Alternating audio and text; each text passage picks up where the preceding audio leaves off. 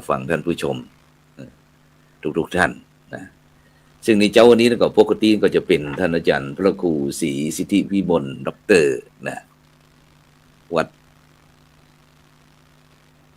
ศรีบุญเรืองนะอำเภอฝางจังหวัดเชียงใหม่นะแต่เนื่องจากในช่วงนี้ท่านอาจารย์ก็ติดคอร์สในวิปัสสนาธุระนะเนื่องจากมีพี่น้องนับถือพุทธศาสนาจะตั้งชาวไทยหรือต่างประเทศนะได้ไปเข้าคอร์สปฏิบัติธรรมนะที่ศูนย์ปฏิบัติธรรมของวัดศรีบุญเรืองอำเภอฝาง ฉะนั้นก็ติดภารกิจก็ได้มอบหมายให้พระครูโสพลปริยัติได้มาดำเนินรายการแดนแต่จะได้ก็ตามบรรดาท่านผู้ฟังทั้งหลายเจ้านี่ก็หอบสังขาร ถ้าฟังเสียงแล้วก็คงจะถ้าแม่งนี่นะอาจเสียงก็จะแห้งไปหน่อยนะเพราะว่าอาจจะ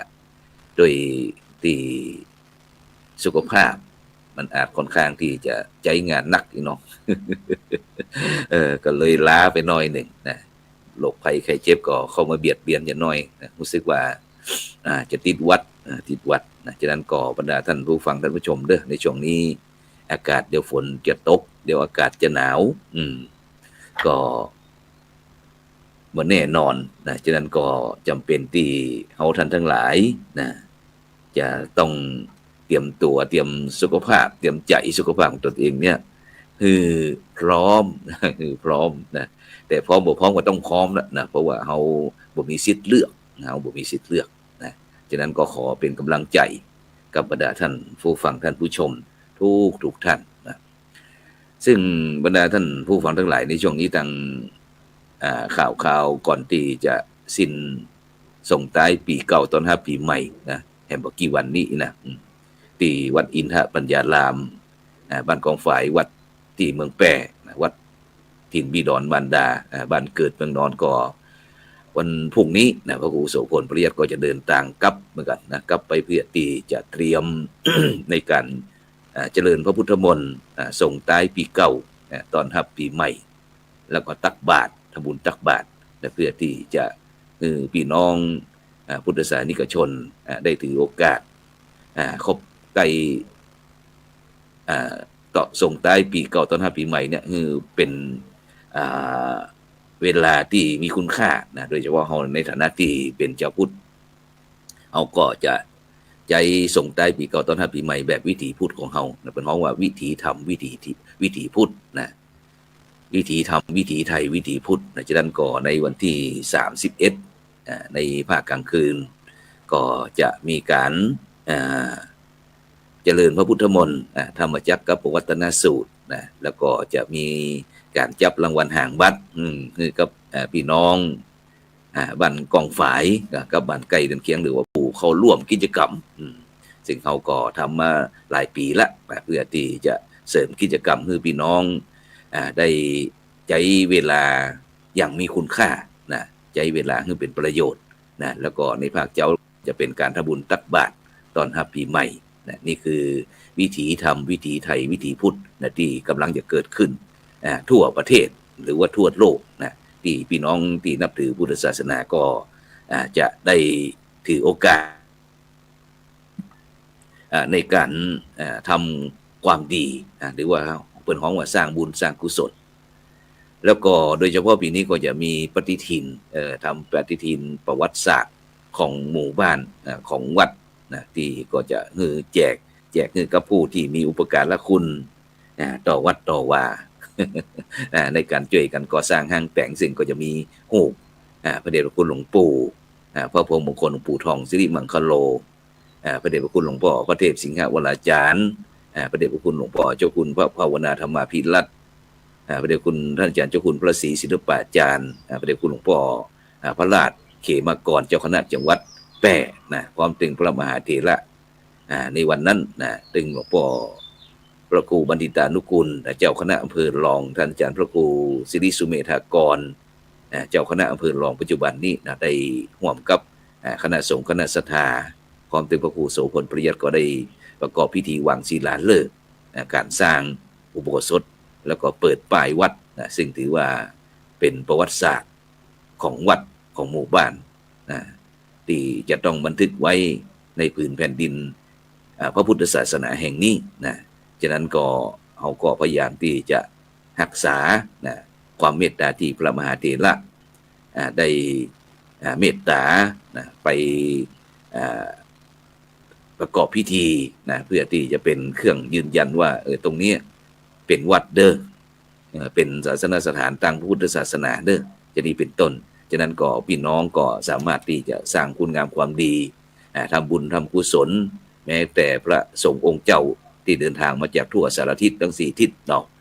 ก็สามารถที่จะไปใจสถานพื้นที่แห่งนี้สร้างบุญสร้างกุศลได้ฉะนั้นเนี่ยบรรดาท่านผู้ฟังทั้งหลายเมื่อที่เจ้าชายสิทธัตถะได้ตรัสรู้เป็นพระพุทธเจ้าก็ได้เสด็จออกจาริกนะไปประกาศธรรมจนในปีที่2ได้มาประทับอยู่ที่พระเวฬุวันในเมืองราชคฤห์นะพระเจ้าสุโธทนะก็ทรงทราบสถานที่ประทับของพระราชโอรสนะจึงได้ส่งอำมาตย์มาทูลเชิญพระพุทธเจ้าเสด็จไปทรงเยี่ยมพระพุทธบิดาที่กรุงกบิลพัสดุซึ่งอำมาตย์หลายชุดนะชุดแล้วชุดเล่าชุดแล้วชุดเล่าเดินทางไปแล้วก็เงียบหายไปจ้อยนะเงียบหายจ้อยเงียบหายเงียบส่งชุดใดก็ตามนะชุดใดก็ตามไปนะเข้าพบพระพุทธเจ้าก็หายจ้อยหายจ้อยซึ่งอำมาตย์หลายชุดเดินทางแล้วจนหลายรอบนะในที่สุดพระเจ้าสุโธทนะก็ส่งอำมาตย์ใหญ่ชื่อว่ากาลุทายีไปทำหน้าที่นี้นะจึงได้พบจึงประสบความสำเร็จ ซึ่งท่านกาลุทายีเดินทางมาถึงเมืองราชคฤห์นะได้ฟังธรรมแล้วก็บรรลุผลสูงสุดเป็นพระอรหันต์แล้วก็ได้อุปสมบทในทางพระพุทธศาสนาครั้งนั้นพอดีถึงกลางเดือน4นะพระกาลุทายีพิจารณาหันว่าเป็นระยะสิ้นสุดฤดูหนาวเข้าสู่วสันตกาลก็คือฤดูใบไม้ผลิซึ่งเหมาะที่จะเดินทางนะจึงเข้าเฝ้าพระพุทธเจ้าแล้วก็กล่าวคำอัญเชิญเสด็จนะดำเนินจากเมืองราชคฤห์สู่เมืองกบิลพัสดุซึ่งกรรมที่พระกาลุทายีได้แต่งอัญเชิญเป็นกรรมประพันธ์100 กลองว่าข้าแต่พระองค์ผู้เจริญบัดนี้ถึงฤดูที่ประดาต้นไม้นะซึ่งได้พลัดใบเก่าทิ้งไปต่างพริออกดอกออกผลใหม่นะสดใสนะส่องแสงประกายนะก็อยากจะขออัญเชิญพระพุทธองค์เนี่ยได้เสด็จไปสู่เมืองกบิลพัสดุนะซึ่งองค์พระสัมมาสัมพุทธเจ้านะก็ทรงมีพระวิสุทธิคุณก็คือความบริสุทธิ์อย่างที่เฮาอู้กันคุ้มๆว่าบ่มีกิเลสอย่างยกตัวอย่างก็บ่มีความโกรธความเกลียด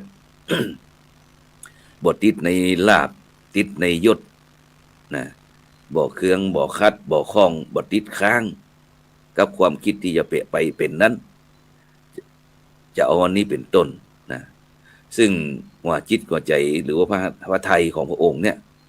ปลอดโปร่งโล่งเบาแล้วก็สดใสเบิกบานอยู่เสมอเมื่อบ่มีความคิดนะที่ติดกิเลสที่ว่านั้นพระพุทธเจ้าก็จะประทับอยู่ที่ในพระหฤทัยพระปีชาญาณของพระองค์ก็เหมือนกับเปิดหับหรือว่าถึงกันทันทีทุกสิ่งทุกอย่างที่ ชิดใกล้หรือว่าลายล้อมพระองค์นะซึ่งถ้าเป็นมนุษย์นะหรือชีวิตอื่นๆเนี่ยก็หูเข้าใจมองหันสุขทุกข์แล้วก็สภาพชีวิตของเขา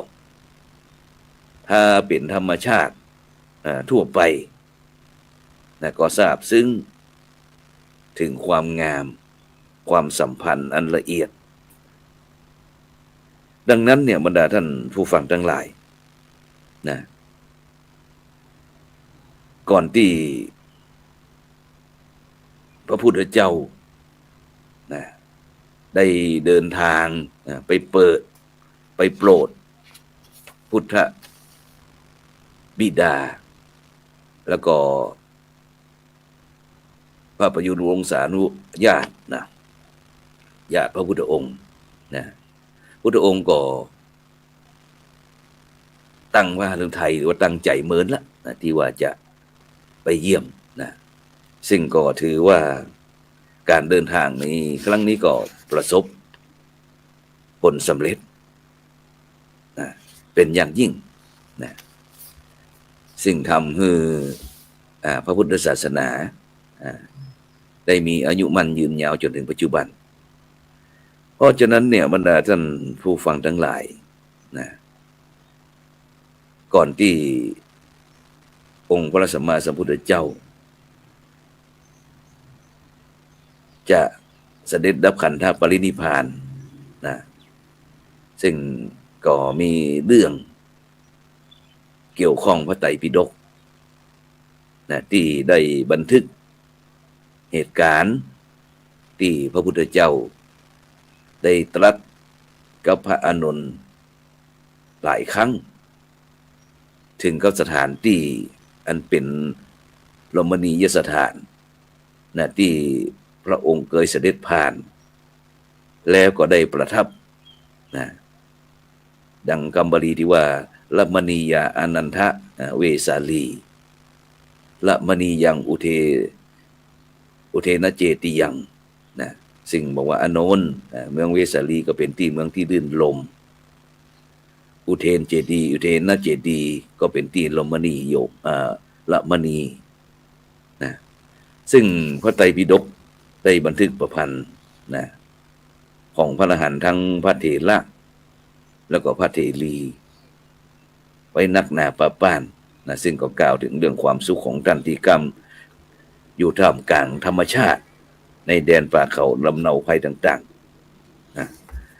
ซึ่งโดยเฉพาะหลายเรื่องหลายราวบรรดาท่านผู้ฟังทั้งหลายนะบอกว่าจะเป็นเรื่องที่พระมหากัสสปะได้ที่เป็นผู้ถือว่าเป็นข้อปฏิบัติคัดเก่าที่ของเป็นห้องว่าทุดงควัตหรือว่าเป็นการทุดงเป็นพิเศษเป็นนักพิเศษนะ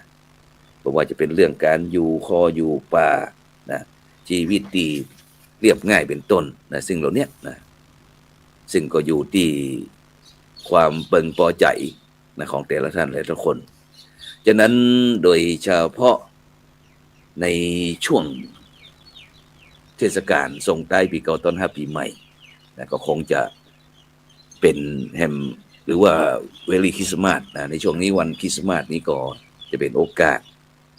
นะที่บรรดาลูกหลานต่างเต้าก็คงจะได้เดินทางกับมาแอวหานะคุณพ่อคุณแม่ญาติพี่น้องมิตรแก้วสหายคำต่างๆนะหรือว่าเพื่อนพ้องน้องปี่นะซึ่งก็เป็นโอกาสที่ดีนะที่เขาท่านทั้งหลายจะได้กลับมาแสดงถึงความกตัญญูกตเวทีต่อผู้มีพระคุณต่างๆอย่างที่เพิ่นบอกว่าบทก่อนบอกว่ายามมีกิจมีการมีงานก็พึงจะทำก็ทำด้วยความสุขนะแต่เมื่อบ่มีเรื่องต้องทำก็อยู่กับความสุขที่เฮาท่านทั้งหลายพึงปฏิบัติยามมีกิจหวังให้เจ้าเฝ้ารับใจยามป่วยไข้หวังให้เจ้าเฝ้ารักษายามถึงการล่วงลับมรณะก็หวังให้เจ้าช่วยปิดตาเวลาตายฉะนั้นเนี่ยบรรดาท่านผู้ฟังทั้งหลาย บรรดาลูกทุกผู้ทุกคนก็หันว่าที่พ่อแม่ทำทุกอย่างให้แก่ลูกนั้นเนี่ยทำด้วยความฮักความปรารถนาดีนะฉะนั้นเฮาท่านทั้งหลายควรจะรู้จักความฮักของพ่อของแม่ให้ดีกันสักหน่อยหนึ่งโดยเฉพาะนะถ้าเริ่มต้นก็คือรู้จักกันไว้ก่อนว่าความฮักนั้นน่ะถ้าเฮาท่านทั้งหลายตามหลักธรรมก็แบ่งกันง่ายๆว่ามีอยู่สองแบบแต่ความฮักนั้นนะมีอยู่สองแบบแบบที่หนึ่งก็คือความฮักความชอบใจอยากได้เขาเอามาสนองความต้องการของเฮาเพื่อทำให้ตัวเฮาเนี่ยมีความสุขความชอบใจที่จะเอาเขามาบำเรอความสุขของเฮาชอบใจคนนั้นสิ่งนั้นเพราะจะมาสนองความต้องการเป็นเครื่องบำรุงบำเรอเฮาทำให้เฮามีความสุขได้ความฮักแบบเนี้ยมีนักหนาป้าป้านทั่วไปนะนี่คือความฮักแบบที่หนึ่งส่วนความฮักแบบที่สองก็คือความอยากให้เขามีความสุขนะความอยากให้เขามีความสุขก็คือความต้องการให้คนอื่นมีความสุขหรือว่าความปรารถนาให้คนอื่นอยู่ดีมีความสุขซึ่งความฮักของพ่อของแม่ก็คือความฮักแบบที่สองนี้คืออยากให้ลูกมีความสุขเหมือนกับพระบาทสมเด็จพระบรมชนกาธิเบศรมหาภูมิพลอดุลยเดชมหาราชนะบรมนาถบพิตรนะในหลวงรัชกาลที่9แล้วก็พระบาทสมเด็จพระวชิรเกล้าเจ้าอยู่หัวในหลวงรัชกาลที่10พร้อมถึงพระบรมวงศานุวงศ์ทุกพระองค์ปรารถนาที่จะให้พี่น้องพระสงฆ์นิกรชาวไทยมีความสุขหรือว่ารัฐบาลต้องการให้ประชาชนมีความสุขหรือว่าพระสงฆ์องค์เจ้าต้องการให้พุทธศาสนิกชนมีความสุขนะนี่ก็เป็นความสุขแบบที่สองฉะนั้นความฮักสองแบบเนี้ยนะก็ จะมีความแตกต่างกันบรรดาท่านผู้ฟังทั้งหลายนะฉะนั้นความฮักที่หนึ่งก็คือเอาคนอื่นมาให้ตัวเองมีความสุขก็เหมือนกับบ่าวสาวนี่นะฮักกันนี่แหละก็ได้ฮักกันแบบว่าที่ จะเหมือนกับแบบที่สองความฮักแบบที่หนึ่งก็หมายถึงว่าโอ้คนนี้เป็นคนที่มีรูปร่างหน้าตาผิวพรรณงามคนนี้หล่อก็นะเขาอยากจะเอาคนนั้นมาบำรุงบำเรอความสุขของเขานี่คือความฮักแบบที่หนึ่งส่วนความฮักแบบที่สองก็อย่างที่ยกตัวอย่างเนี่ยเอาแบ่งอย่างพระพุทธเจ้าเนี่ยอยากเอาความสุขส่วนพระองค์เนี่ยแบ่งปันให้สรรพสัตว์มวลมนุษย์ต่างๆเนี่ยให้มีความสุขอย่างนี้เป็นต้นอย่างในหลวงอย่างรัฐบาลอย่างพระสงฆ์องค์เจ้าต่างๆเนี่ยเป็นความฮุกแบบที่สองที่พ่อแม่ปรารถนาให้ลูกเพราะฉะนั้นบรรดาท่านผู้ฟังทั้งหลายนะจำเป็นอย่างยิ่งนะที่ในช่วงวาระสำคัญต่างๆแต่ความจริงก็ทุกๆวันก็มีความสำคัญนะแต่เนื่องจาก